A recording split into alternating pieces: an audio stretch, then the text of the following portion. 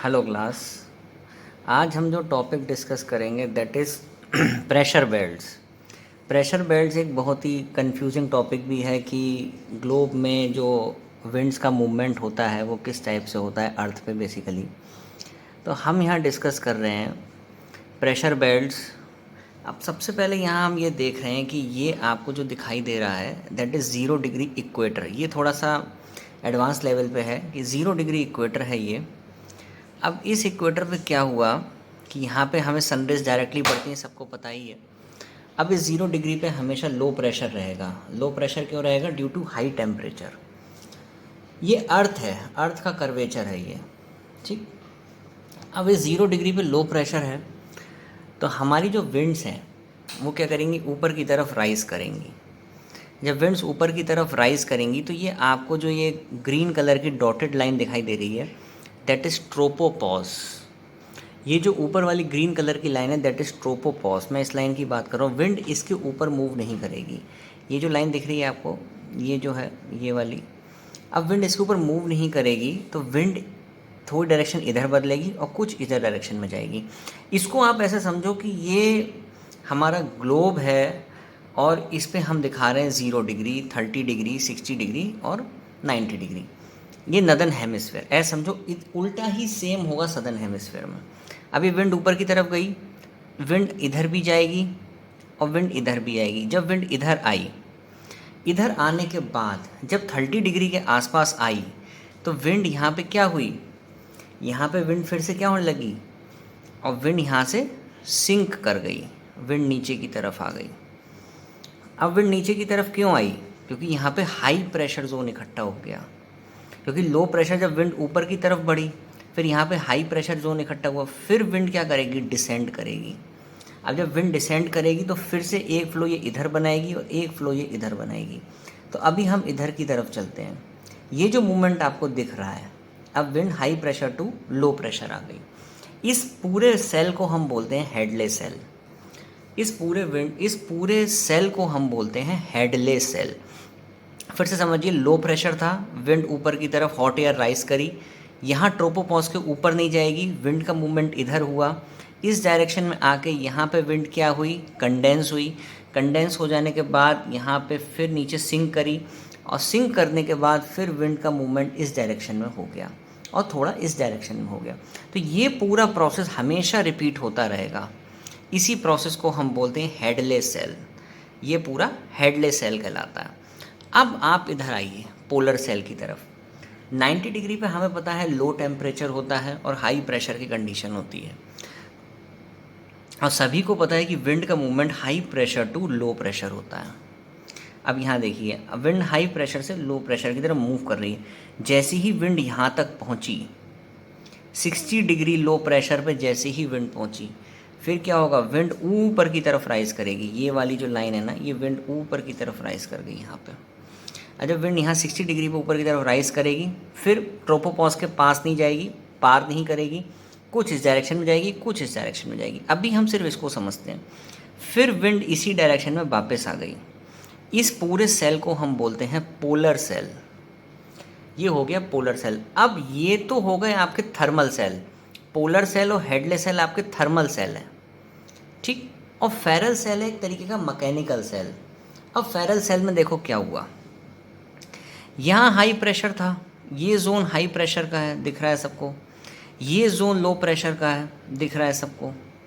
अब विंड का movement high से लो होगा, विंड का मूवमेंट हाई से लो होगा तो विंड फिर यहाँ से ऐसे चली और फिर लो प्रेशर की वजह से यहाँ पे फिर ऊपर गई, फिर ट्रोपोपॉज को पार नहीं करेगी, फिर विंड ऐसे आई और फाइनली विंड फिर नीचे की तरफ क्या हो गई? कंडेंस हो गई।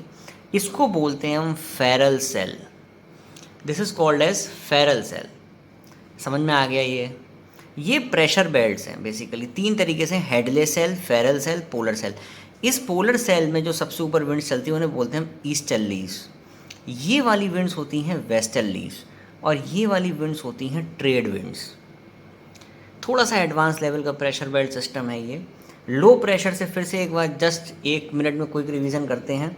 विंड 0 डिग्री से ऊपर की तरफ बढ़े हम, हॉट एयर है, ये इक्वेटर की पोजीशन है। विंड हॉट एयर है, ऊपर की तरफ राइज करेगी, विंड ने राइज किया। ट्रोपोपॉज के पार नहीं जाएगी, फिर विंड इधर की तरफ गई और यहाँ पे क्या था, हाई प्रेशर की कंडीशन बनी और विंड नीचे की तरफ डिसेंड हो गई। और नीचे की तरफ जाने के बाद विंड इस डायरेक्शन में भी जा सकती है और इस डायरेक्शन में भी जा सकती है। विंड इस डायरेक्शन में गई, इसको बोलते हैं हम हेडलेस सेल, क्योंकि विंड यहाँ पे आके क्या हो गई, कंडेंस हो गई, भारी हो गई तो डिसेंड हो गई। ऐसे ही पोलर सेल में हुआ। पोलर सेल हाई प्रेशर है, हाई प्रेशर से विंड किधर गई, लो प्रेशर की तरफ, ऐसे आगे बढ़ी, फिर ऊपर की तरफ मूव करी विंड। लो प्रेशर पे विंड क्या करती है, हमेशा राइज करती है। विंड राइज करी, देन अगेन ये मूव कर गई इस डायरेक्शन में, इसको बोलते हैं हम पूरे को पोलर सेल। अब बचा फेरल सेल। ये फेरल सेल बाद में समझना है, इसको बाद में। तो फेरल सेल में क्या हुआ, यहाँ हाई प्रेशर है, यहाँ लो प्रेशर है।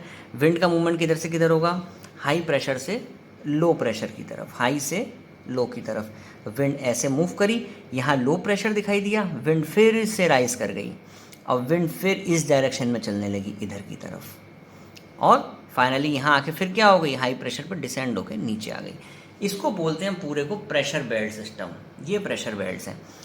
यहाँ पे एक बात और भी आती है कि ये वाला जो रीजन है 60 डिग्री वाला, जो टेम्परेट के बाद में, यहाँ लो प्रेशर कैसे है। यहाँ लो प्रेशर ऐसे है क्योंकि यहाँ पे कंडेंसेशन प्रोसेस होता है इस पोलर सेल और फेरल सेल की वजह से। इस वजह से, क्योंकि देखिए जब विंड यहाँ से यहाँ मूव करेगी तो लो प्रेशर की वजह से ऊपर की तरफ जाएगी, क्योंकि यहाँ टेम्परेचर क्या होगा, थोड़ा ज़्यादा होगा, तो यहाँ कंडेंसेशन होगा। जब कंडेंसेशन होगा, बारिश होगी, तो हम इस बेल्ट को बोलते हैं लो प्रेशर बेल्ट। अब इसको और थोड़ा सिंपल वे में समझते हैं प्रेशर बेल्ट्स को, जो हम लोग अच्छे समझ लेंगे प्रेशर बेल्ट को। ये तो था एडवांस लेवल पर। अब ये आपको दिख रहा है simple way to understand pressure belt. ये पूरा अपना क्या है, अर्थ सिस्टम। उस पर हम देख रहे हैं कि 0 डिग्री, जो 0 डिग्री है उस पर क्या होता है, हमेशा लो प्रेशर होता है। क्यों, क्योंकि यहाँ पे हाई टेम्परेचर की कंडीशन होती है। यहाँ हाई टेम्परेचर वो ही चीज़ है जो उधर समझी है, जो उस वाली वीडियो में समझी ना, ये वही चीज़ है, उसमें कोई भी फ़र्क नहीं है, ये सेम चीज़ें हैं दोनों। ठीक, अब देखो इसमें क्या है बेसिकली। अब यहाँ लो प्रेशर है हाई टेम्परेचर की वजह से। अब ये विंड हमने पहले भी पढ़ा था कि हॉट एयर ऊपर की तरफ राइज करेगी, तो यहाँ क्या हो जाएगा, हाई प्रेशर, यहाँ हाई प्रेशर, यहाँ हाई प्रेशर। पोल्स पे लो टेम्परेचर होता है, पोल्स पे लो टेम्परेचर होता है, इसलिए वहाँ पे क्या रहेगा, हाई प्रेशर। नीचे क्या रहता है, लो टेम्परेचर, इसलिए क्या रहेगा, हाई प्रेशर। तो पोल्स पे हाई प्रेशर, यहाँ पे ट्रॉपिक्स सब ट्रॉपिक्स पे क्या होगा, हाई प्रेशर। और ये जो है सब पोलार, इन्हें बोलते हैं सब पोलार, यहाँ लो प्रेशर है। ये सेम चीज़ हमने पहले भी पढ़ी है। अब देखो विंड का movement, high pressure to low pressure, high pressure to low pressure, high से लो। ये एरो आपको दिख रहे होंगे जो विंड्स का मूवमेंट बता रहे हैं, high pressure to low pressure. ठीक है, अब देखो यहाँ एक कंसेप्ट और आता है अपना, जिसे हम बोलते हैं ITCZ। ये एक कंसेप्ट है जिसे हम बोलते हैं ITCZ। ITCZ का मतलब सीधे सीधे है कि यहाँ पे नॉर्थ ईस्ट, जहाँ पे नॉर्थ ईस्ट और south east trade wind converge हो रही हैं, जहाँ पे नॉर्थ ईस्ट और south east trade winds converge कर रही हैं, called as ITCZ, inter tropical convergence zone. इसको भी हम डिटेल में पढ़ेंगे, अभी हम सिर्फ इतना समझेंगे ITCZ ये वाला जोन है, ये जोन ITCZ है। ठीक है, ये होता है 5 degree north and 5 degree south of the equator, इसको ऐसे समझना है। ठीक, तो ये प्रेशर विंड्स का सिस्टम था जो हमने दोनों तरीके से समझा। ये अच्छी तरीके से है, सिंपल है। वो थोड़ा सा साइंटिफिकली टफ है क्योंकि उसमें हेडलेस सेल, फेरल सेल और पोलर सेल का डिस्कशन किया था। ठीक है, विंड का मूवमेंट आप इस चार्ट में देखेंगे तो high pressure to low pressure ही आपको दिखेगा। ठीक, क्लियर है। नेक्स्ट हम आगे बढ़ते हैं अब ITCZ की तरफ, कि ITCZ क्या है। ITCZ है इंटर ट्रॉपिकल कन्वर्जेंस जोन। मैंने पहले भी डिस्कस किया था कि ITCZ क्या है, इंटर ट्रॉपिकल, मतलब ट्रॉपिक्स पे हमने देखा था ना कैसे नॉर्थ ईस्ट और south east trade winds converge कर रही हैं। ये वही वाला पॉइंट है जो मैंने यहाँ लिखा है, फर्स्ट पॉइंट अपना, north east and south east trade wind converge हो रही हैं। सेकेंड पॉइंट हमने क्या लिखा है, ITCZ को हमें ऐसे याद रखना है कि ये एक बहुत ही ज़्यादा बड़ा लो प्रेशर जोन है। यहाँ पे लो प्रेशर का मतलब है कि बहुत हाई टेम्परेचर रहता है यहाँ पे। इसको हम डोलड्रम भी बोलते हैं, इसको हम डोलड्रम भी बोलते हैं।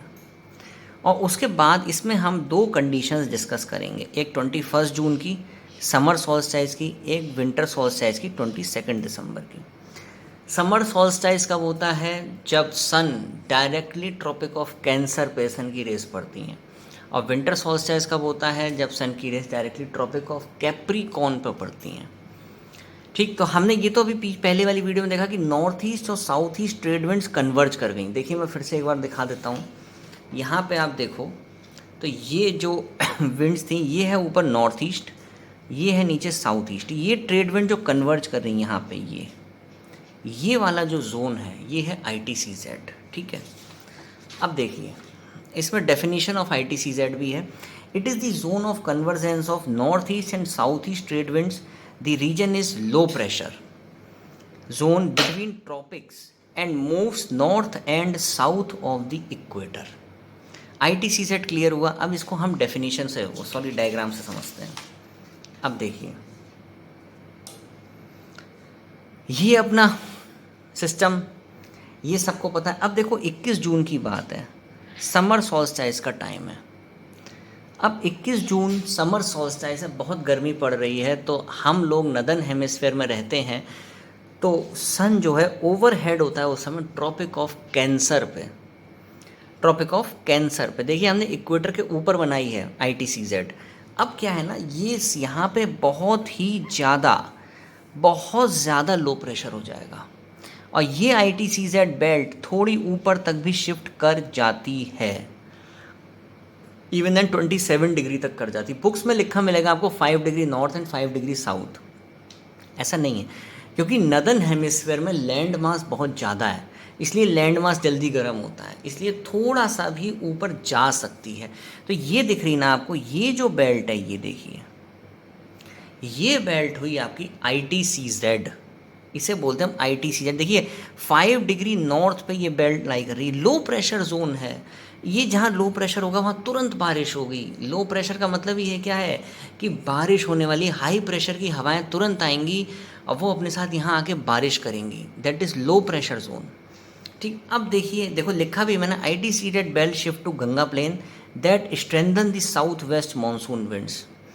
ये हम अभी मानसून वाला चैप्टर करेंगे तो उसमें करेंगे, अभी हम सिर्फ और सिर्फ ITCZ समझ रहे हैं। ITCZ फिर से क्या है? एक ऐसी लो प्रेशर बेल्ट जो 21 जून समर सॉल्स्टाइस के आसपास, उस समय 21 जून को ही नहीं, 21 जून को तो परफेक्टली वो ट्रॉपिक ऑफ कैंसर पे होती है, मतलब गर्मियाँ पड़ती हैं, बहुत गर्मी हो रही और गर्मी हो रही है, तो क्या होता है वो बेल्ट नॉर्थ में शिफ्ट होती रहती है, कभी 1 डिग्री, कभी 2 डिग्री, कभी 5 डिग्री, कभी कभी ये भी होता है कि 27 डिग्री तक भी चली जाती है। तो ये लो प्रेशर बेल्ट है, इसी वजह से गंगा प्लेन पे जब ये शिफ्ट होती है ना, थोड़ी और ऊपर जब पहुंचती है तो उस समय बहुत तेज़ बारिश होती है।